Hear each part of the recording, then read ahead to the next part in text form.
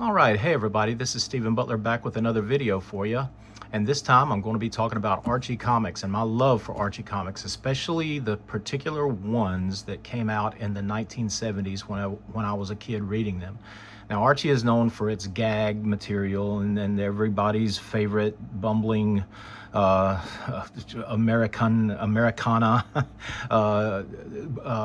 red-headed bumbling teenager, Archie, and the rest of his Archie Andrews and the rest of his gang, and they're pretty much staples of, like I said, Americana, and I've always loved Archie. I've loved the gags, and I have plenty of Archie comics, but my favorite out of all of them are these specific ones, and I have quite a stack of them here. They don't really do a whole lot of this type of thing anymore. They do, but it's like in a more how shall I say it, serious vein.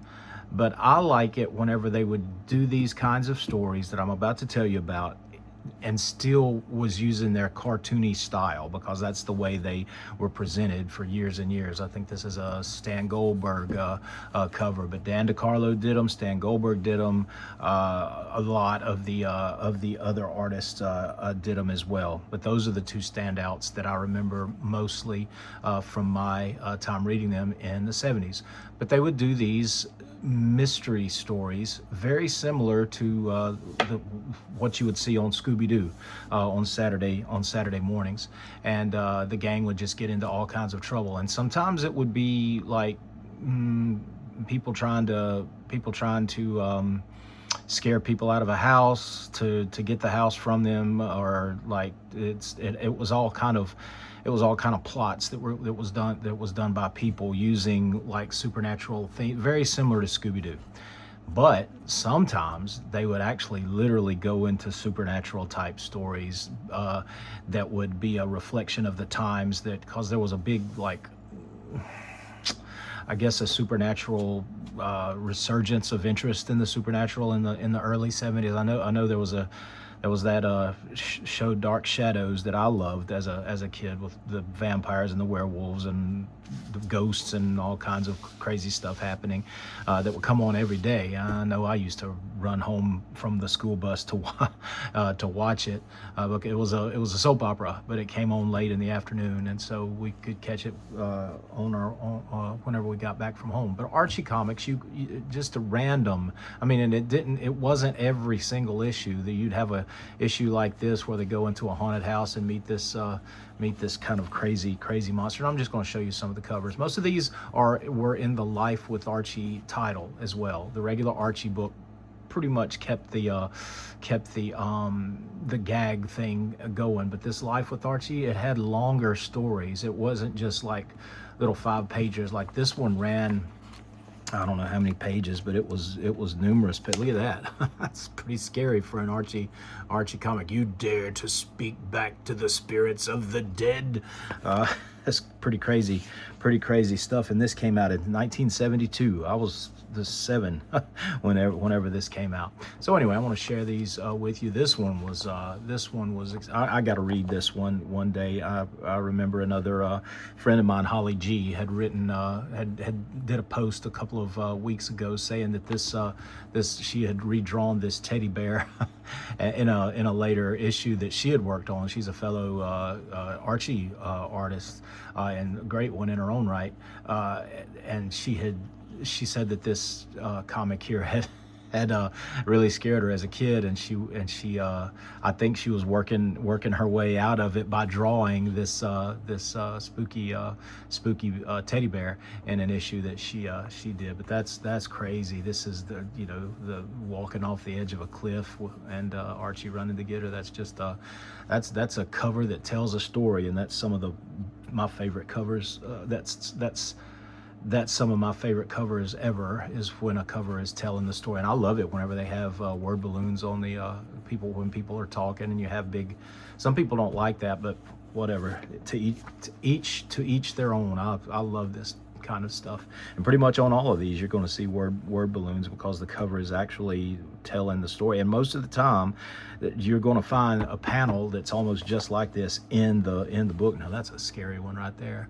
And I love the simplistic style mixed with the horror element. I don't know, there's something about it that really appeals to me. Here's one that's not really supernatural, but it's the characters in danger. And that's another thing you didn't see a whole lot of in the rest of them were made to be funny, you know, the regular Archie and Betty and Veronica, Jughead, all of that stuff was meant to be like gag strips and funny. This was giving you a little bit of suspense. And here's one where Archie's like getting ESP powers. He says, "I knew that concrete was going to fall on Betty, but how?" And so it just gives you it gives you something different than what you normally expect from Archie.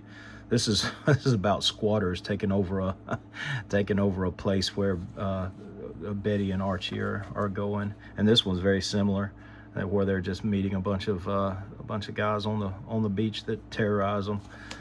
Here's one about there's a movie out called The Towering Inferno around that time. This was a little bit later, 1975, yeah. And I think that was the year The Towering Inferno came out, either 74 or 75. And it was about a building that caught on fire like this. So they're just using that. And then here's one, this one I read not too long ago. I think I made a video about it, which was awesome. Just about a twister that came through and smashed everything in Riverdale. And it's just that cover alone is enough to like wow, man, this makes me want to read the book, as does this one. Put aliens on the cover. I'm sure this came out around the time that Close Encounters of the Third Kind. No, before that. This was 75. So it was on their mind. They were a little bit ahead of the curve with the space aliens and flying saucers and stuff. And there's one about a pirate's ghost. Very Scooby-Doo in a lot of its.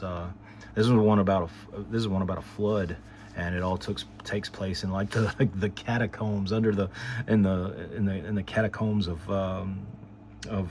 Riverdale. Who knew Riverdale had catacombs? Here's one I don't have the cover of, but a lot of times I'll go to comic shop and I'll go to the dollar bin and I'll find stuff. Sometimes there's one comic shop that I go in, and he knows that I love Archie, and because I work for Archie and I love to read him. He just, anytime he gets a coverless book like this or an old worn out one, he'll just give it to me and say, "Here, Steve, I know you like the Archie stuff." Here's one that's look who is menacing them. The evil clutches of Dr. Archie and Betty find themselves hopelessly trapped in the clutches of Dr. Doom. Yeah, I don't know how they manage that, but he's still around. But he's green, and he looks more like an orc, like a mad scientist orc now than he does this, because I've drawn him in several of the digests that we've done, and they call him Mad Dr. Doom. I guess that's how they keep the copyright secure or whatever, or keep from having a lawsuit. Sometimes they went back in time, and had adventures, or it had the Archie equivalents of them from back during that era, or it could be a dream sequence. There's all different kinds of ways that they use that. This is something that's like, what's that light? It said something blew up without a sound. That light, it's pulsating on the outskirts of town in eerie light glares, signaling the bizarre beginnings of Close Encounters with the Far Out. Now this had to have come out in 78. Yep, that was the year that Close Encounters of the Third Kind came out. So hey, look, it's Sean Cassidy and that other guy. Boy, it's in that Parker Stevenson, the Hardy Boys. But they were all the rage back then. But anyway, I love all of this stuff. And then here's where they're on an island and running into like some kind of secret society. Voodoo drums, eerie robed figures, and spine-chilling chants become part of Archie and Veronica's vacation on the Island of Fear. Archie, let's get out of here. You've been reading my mind again, Veronica. You're talking out loud. They can hear you. And this was wasn't the Archie gang, but it was another like a rival band called the Madhouse Glads, and they would get into the same type of crazy situations as the Archie gang would in their own. I don't know if they lived in Riverdale or a town that was close by, but they would get into the same type of thing. This was my favorite Archie story ever. This whole thing with the car. Look at that. That was in an Archie comic. The secret of Carswell Crypt. That was my favorite of all the Archies. Look at that menacing thing. It just really hooked me at a young age, and still does. Still love this stuff. Here's one about kidnapping and with the Flower Power Volkswagen. Look, that's Fran. Fran was there, like Fran the Fan, I think was what they called her, and she was there. She was pretty much their groupie that went around with them everywhere. Look, that's Fran, and she's in trouble. Eek, help! Just get in the car and you won't get hurt. Telling the whole story on the cover. Then here's another one where, like when Archie was having the ESP powers, this dude, I can't remember, they're all Dippy, Dick, Did It. That was their last name. And no, this is Clyde. I think he was the oldest one, and I think, I don't know, she liked all of them. What's the matter, Clyde? Your thoughts seem to be miles away. Is something wrong? And then this is a thought balloon. It's kind of hard to tell, but because I thought at first that they were right by this building, but no, that's inside his thought balloon. And inside the thought balloon, she's talking. So it's like a one thing inside of another thing. So anyway, he's getting like a premonition he said, we got to go help this girl, whatever. What's wrong? What's going on in Clyde's mind? Is he only daydreaming, or is it a frightening reality that he's seeing through ESP? You may find out in Strangely Enough. And then here's this is the last one that I have to show you in this stack. But it's the same kind of thing where this same guy, and I think it was like the next issue, was this 85? Yeah, 85 and 86. So they didn't run it very long, but whenever they did, they kept his ESP powers going on.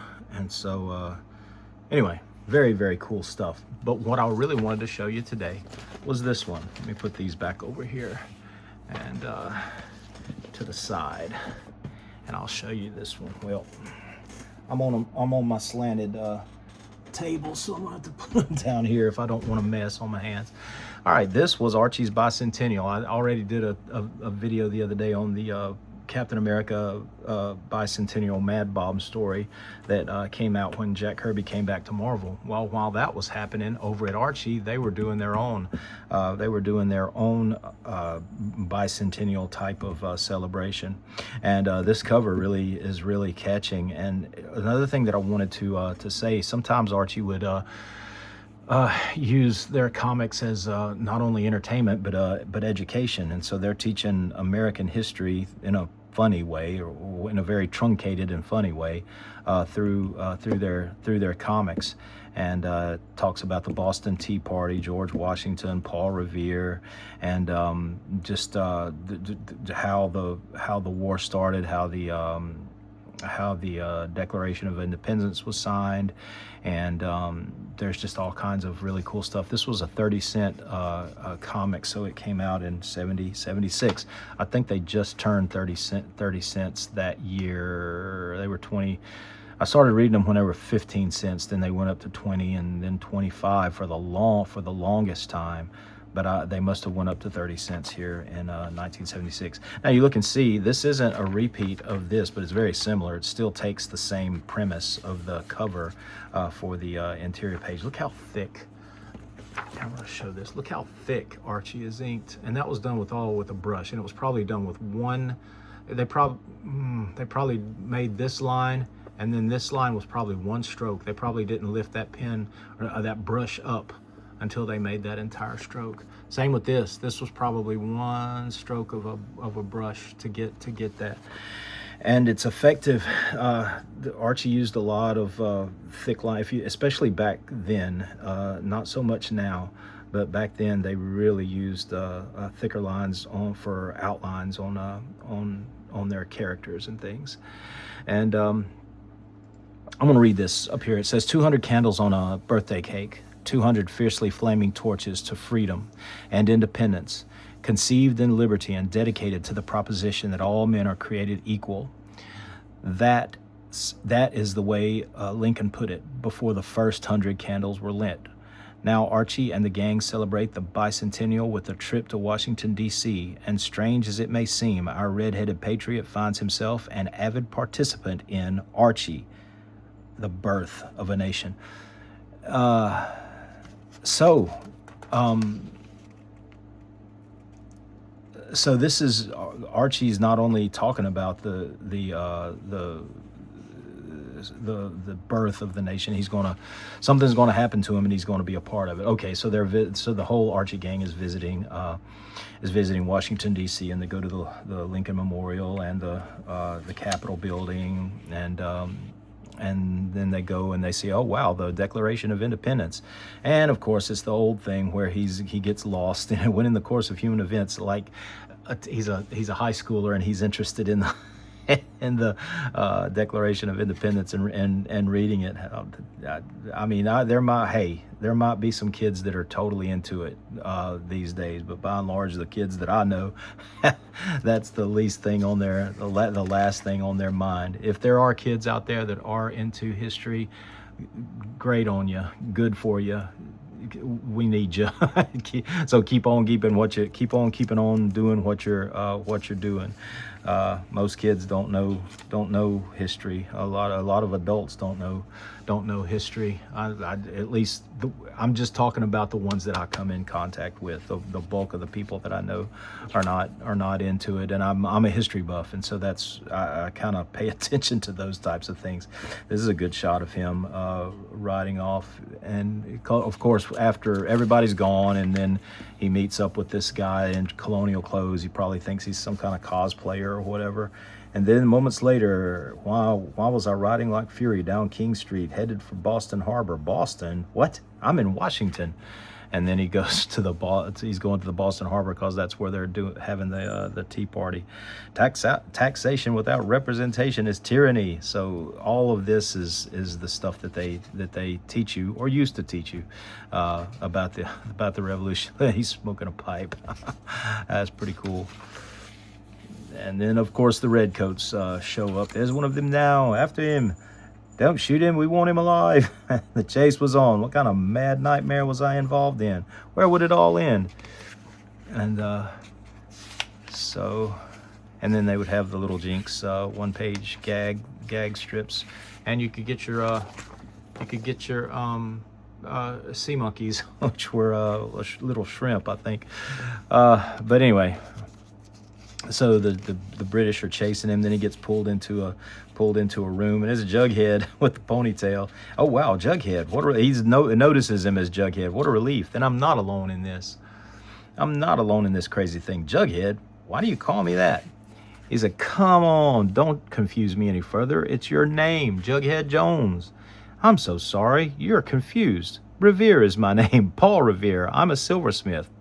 What? Oh no. It's like Alice said in Wonderland. It gets curiouser and curiouser, and then bang, bang. Someone's at the door. Hi. Oh, I thought that was a gun. Instead of a knock, knock, it's a bang, bang. Okay, what is he, shooting the door?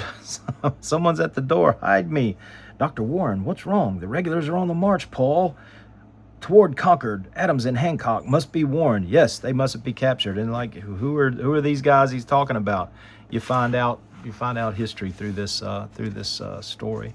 Or at the time, Archie was expecting the kids to already know who these people were. That's why they just are mentioned in passing, so they can say, "Oh, he's talking about these guys," you know. Put your John Hancock on it. I'll warn them and alert the patriots along the way that the British are coming. He said, "I want a piece of this action." What a strange manner of speaking you have. Jughead saying that, or Paul Revere in this case. And riding like the wind, the warning was passed. The British are coming. The British are coming. With Adams and Hancock safely on their way, we continue toward Concord. Our supplies are stored at Concord. We must defend them. But outside Lexington, a British patrol put a halt to our famous ride. Stand or we fire.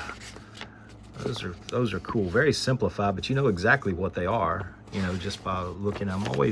Always thought those hats that they wore. I don't know what it would be, a helmet or a hat. This front part's like made out of metal, and then it's I don't know what they're made out of, but I'm like, how do they keep those things on their heads when they're fighting?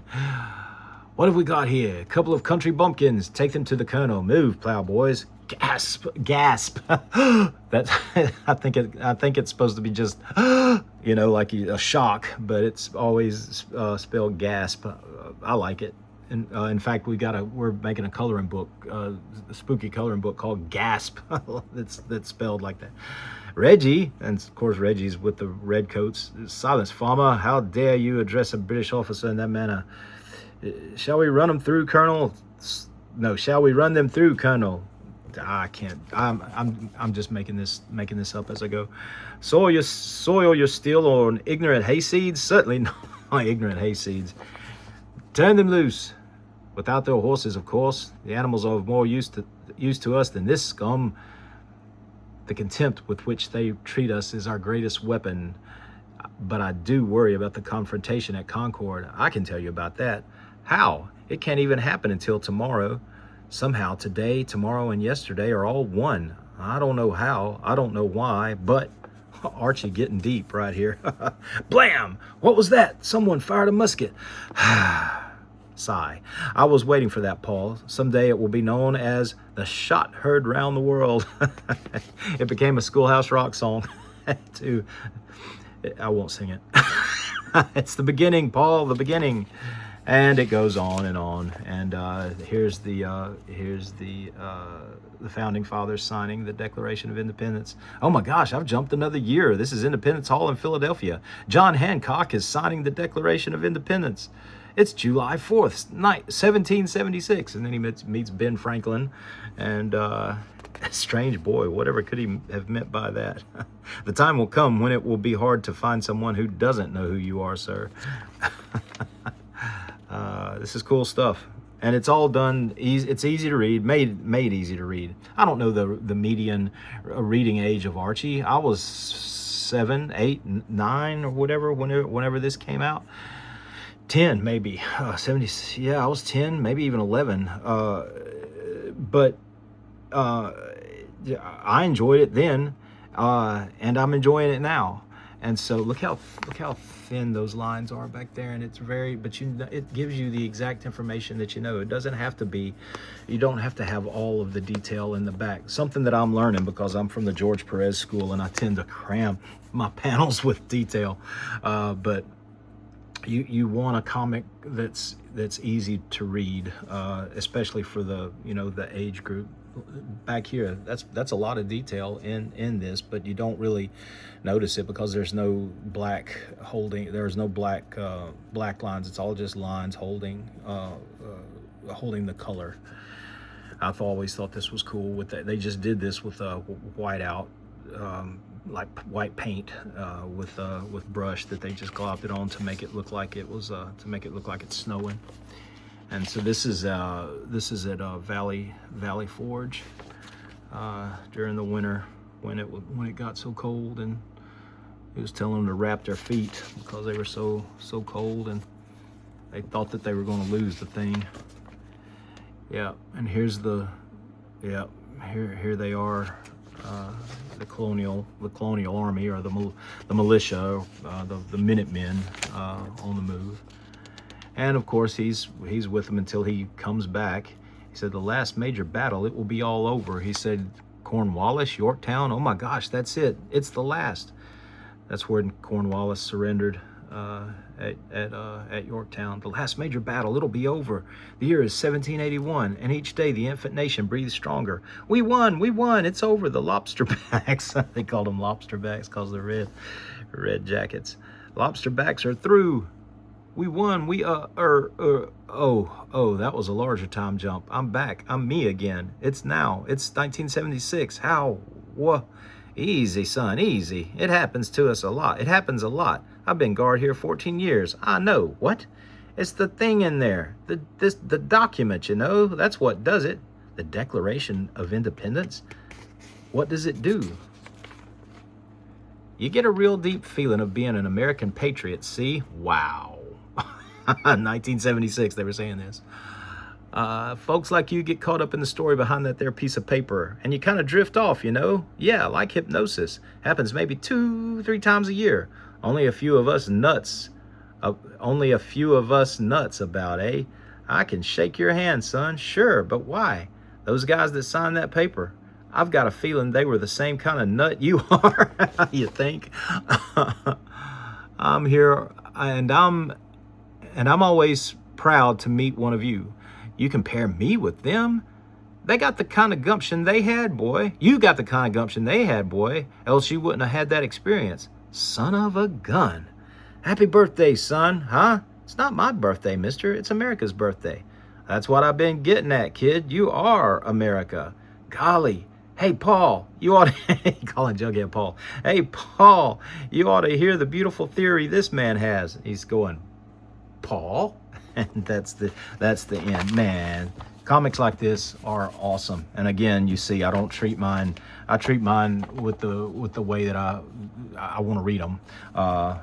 As many times as I can. But this is the kind of stuff that I love in comics. That's not meant to be deep. It's not meant to be something that's going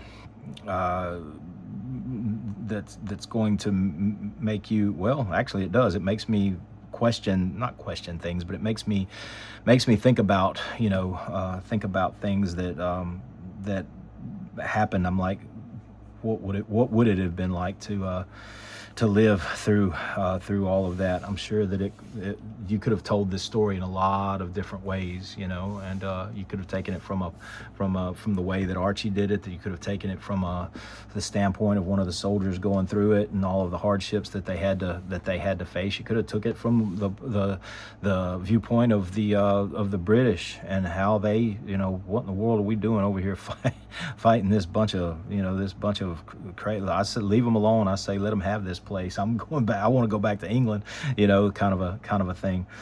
There's all different ways that you could do it, but this is the way Archie did it back in 1976. This is the kind of stuff I like. In fact, it'd be cool to do something like this. Maybe not as a comic book, but maybe more like I'm wanting to get into the coloring book market, and this, like, doing something that had about the Revolutionary War and the nation's birth might be a good thing to as a project to do, because people don't know. They just don't know, and maybe they would like to know if it's presented well. Maybe not, but I know I'm interested in it, so I'm at that point where I just want to put out the things that I'm interested in and see if they stick. Maybe, hopefully everything will, because I think there's somebody out there for all of this stuff that's interested in this kind of thing. Anyway, I'm rambling.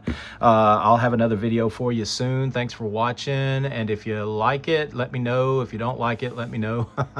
If you have any ideas on I'm going to be just doing comics that I like. I'm not going to give any negative reviews or anything like that, because that's for other people to do. I'm here to celebrate comics and here to celebrate my love for them, and tell you why I love them by reading them and by sharing with you. I'll be going a different route the next time. In fact, I'll go ahead and give you a sneak preview of what I'm going to be talking about. It's going to be this one right here, and a completely different vibe with this one, but still very, very awesome. So be on the lookout for that. Some Batman action coming at you very soon. Thanks again for watching, and we'll talk to you later. Take care. Bye.